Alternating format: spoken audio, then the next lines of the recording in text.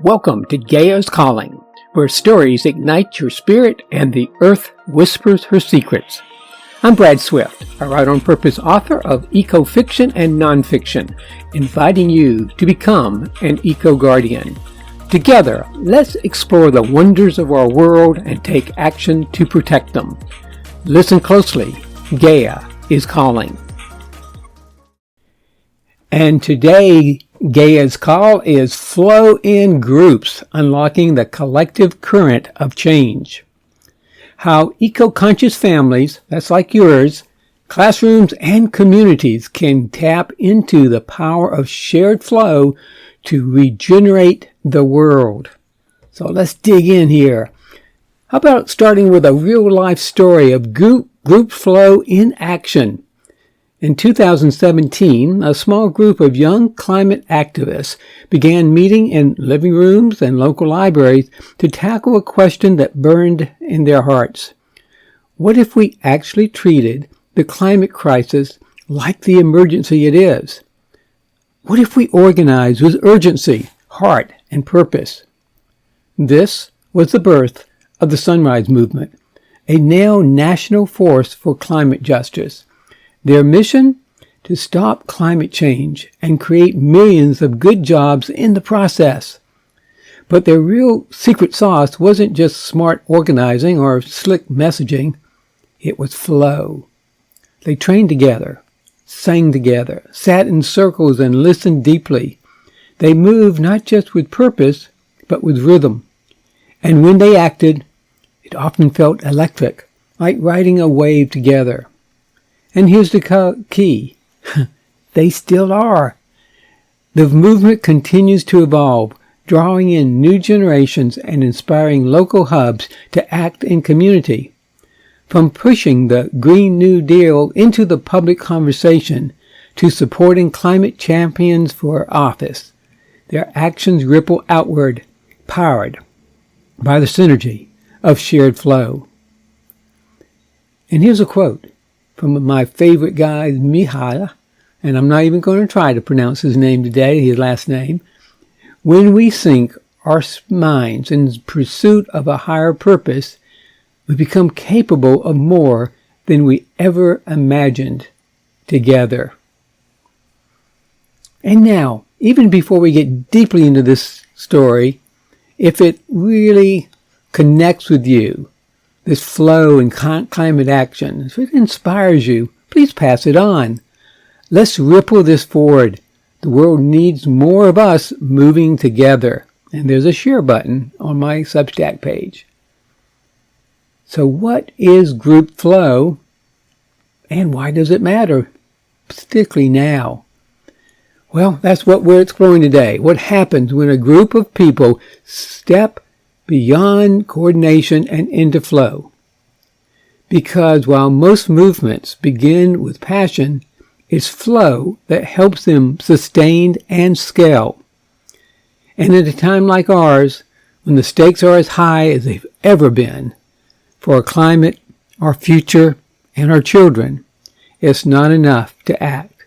We must learn to act together with grace, coherence, and power.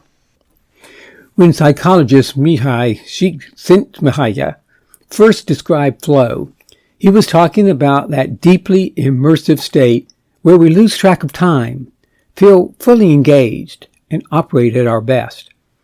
Think of a musician lost in the rhythm, or a surfer riding the perfect wave. But what happens when a group reaches that state, when they ride the wave not alone, but as one? Steven Kotler, one of the leading voices on the science of flow, calls this group flow.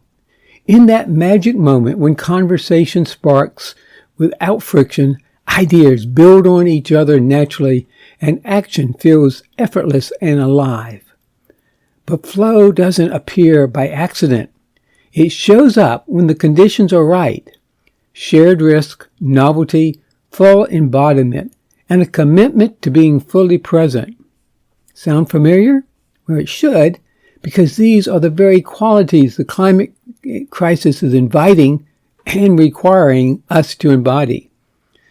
we are collectively facing an unprecedented challenge. The risk is enormous, the terrain unfamiliar, and the future will remain and demand deep presence, creativity, and courage. It's the perfect, if daunting, setup for flow if we're willing to step into it together. In many ways, the earth herself is calling us into flow. And this is where the 4 great truths of the One Cause movement come alive. The 4 great truths, the pillars of group flow. Flow begins with interconnectedness. When we drop the illusion that we're separate from one another or from the earth, we soften into trust. And trust is the riverbed that flow runs through. We become less concerned with who's right and more focused on what's possible. Flow then expands through sufficiency. When we believe we don't have enough, time, money, energy, fear tightens our grip. But when we come from a place of enoughness, our creativity breathes. Every voice matters. Every gesture counts. Even silence becomes sacred. Reciprocity nourishes flow. It's not about give or take. It's the dance of give and take. Flow blossoms when we feel both seen for what we offer and honored for what we receive. It's an ecosystem of mutuality. And finally, stewardship gives flow direction. When our goal is larger than ourselves, when we're moving on behalf of life, ego steps back and purpose leads. We're not jockeying for position. We're rowing in the same direction towards a future that's calling us all. Of course, we must also be aware of what blocks the current. Which of these truths speaks loudest to your family or classroom? How about joining the chat and tell us what keeps you grounded and what invites flow? And if you're on my Substack page, there is a button right there to join the chat. Please do. The 4 great untruths that disrupt flow. The great untruths we've inherited. Ideas like we are separate from nature or more is always better. Well, they act like boulders in the stream. They create eddies of scarcity, comparison, and burnout. A group chasing performance's metrics over purpose may work harder, but it rarely flows. A group that believes technology alone will save us may stay busy, but disconnected. Flow, by contrast, is intimate, embodied, present, and it thrives not on notifications or spreadsheets, but on breath, ritual, and relationship. So how do we create this magic in our families, schools, or communities? How to create the conditions for group flow? We begin with shared purpose. Not just a goal, but a why that brings light to our eyes. Then we make space for safety, emotional and psychological. People need to know they can speak up, stumble, and be held. We bring in rhythm, opening breaths, closing gratitude, even a favorite song that becomes a cue for connection.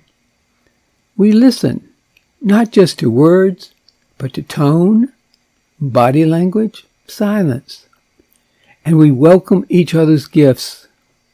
Flow loves diversity when it's met with respect.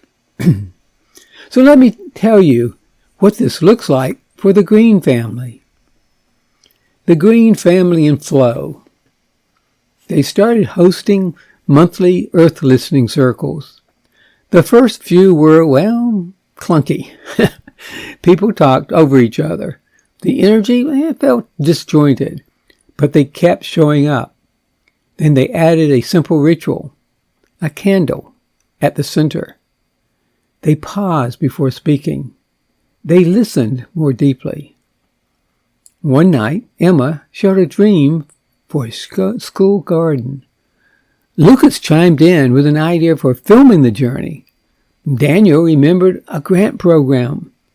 Sarah offered to coordinate volunteers. And even Nancy and Robert added wisdom from their decades of herbal knowledge. Suddenly, something shifted. The ideas weren't just ideas, they were alive. The family was flowing. And what started as a conversation became a full-fledged community project. They weren't trying to be perfect. They were being present. In that presence, flow found them. So, how might flow find you? How about leaving a comment? Has your family or community ever had a moment of true flow? We'd love to hear your story below. Let's learn from each other. And yes, once again, there's a button about leaving a comment. Love to hear from you. Now, how about a mini mission for the younger ones? Operation Flow Together. Mission name? Flow Together, Grow Together. The goal? Invite shared flow into your next gathering. If you're an eco-guardian in training, or you're raising one, try this. Gather your people, family, friends, classmates. Light a candle, or take a deep breath together.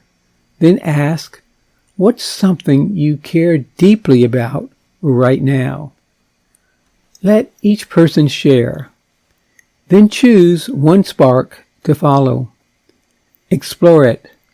Play with it. Don't try to fix or plan everything. Just see where the energy leads. Flow follows joy. Flow follows trust. Flow follows us when we let go of control and lead into connection.